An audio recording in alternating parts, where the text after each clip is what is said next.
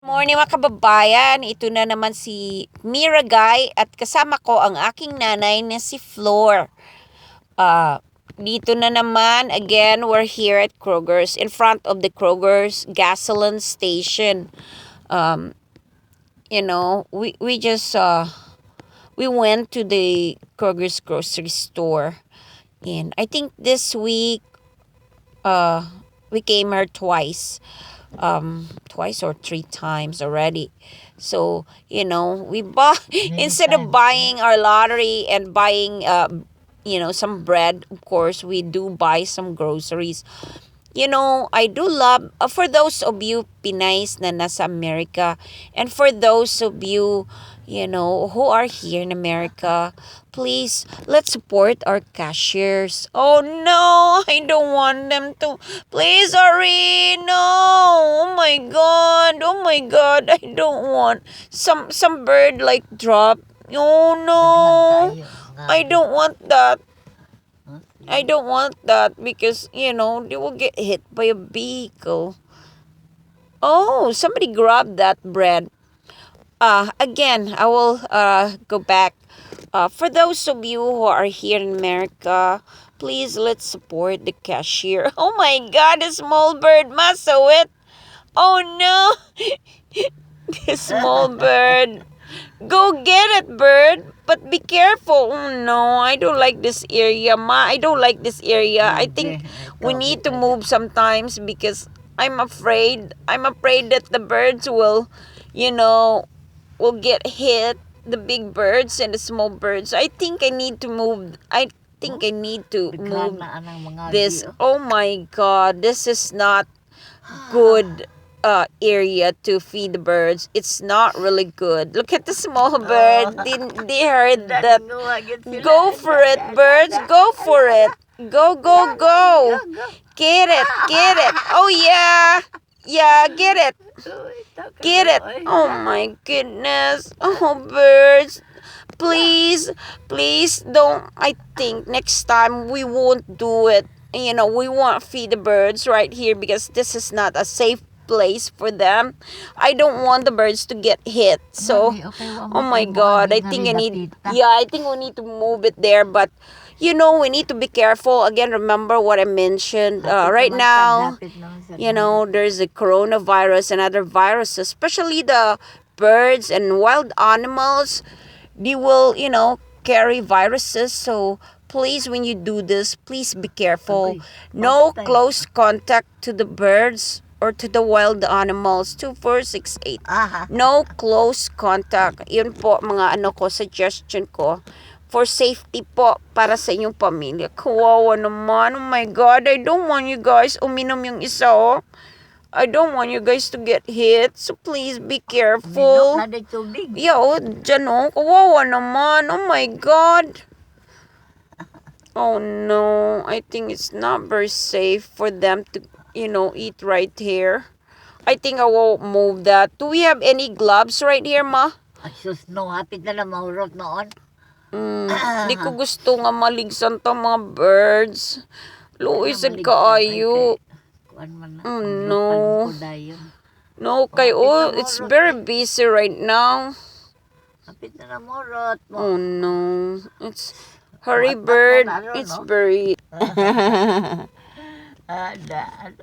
Go, go, go, go. Ewan ko anong klase to no na birds. Hindi ko... Muna silang mukaon o kuan. O saan sila mga? Saan na? O saan cat food. Cat food. Oh, this is not the dove. Maybe, I don't know. Is this wren? It's not wren, sad. Sana sila. Oo, go for it, birds. You guys didn't see the sunflower seeds that I put there. Oh, so happy. Cat food, oy. But I think I'm very worried about them. I don't want them to get hit. Oh no. I don't want you guys to get hit. It will break my heart if, just because I feed you guys and you will die. I don't want that to happen to you guys. Please hurry. And I will never ever do this right here. It's not a safe place for feeding. Patay. Naghanong tan kalo eh. Asa man to siya? Digto layo taon niya oy. Kaluoy taon. Iya siguro nandadon sa iyang family. Oh my God. Ibabaw ko niya. No, right there, oh. Where's the bird? Right there. So, oh, kaluoy. Oh my goodness. Hurry, birdies. Alam niyo, mga kababayan, bihira lang kaming tumawa. Kaya happy po kami na nakakita ng mga birds dito. Na kumakain sila. Go, go, go, birds! Go, go, go! Sige, gina siya balik-balik. Ang kaluoy in town. Town sa bird. Oh my God! I don't know what type of bird. I will ask John. What type of bird, is that bird? Umalis na. Oh, kananay. Konti na lang, makababayan ko na ako'y nahihilo na sa pag-move nito. Yung isa focus. Doon sila, I think we'll just, feed them right there because it's safe for them. But over here, it's very, very traffic. I think it's because of the gasoline station of Kroger right there. So, again, it's not very safe for us to feed them. So, anyway, I think we better go. Because I'm very dizzy na and I'm in so much pain. Sometimes, by doing this, it will help my pain. It kind of forget me a little bit that I'm in so much pain. So, this is yung para pag good vibes sa amin at saka sa akin, lalo na. So, yun po, bird feeding is such a good, how to say that? It's very nice. But, as I always mentioned in the past, it's a choice. We have lots of foods. Why not doing this?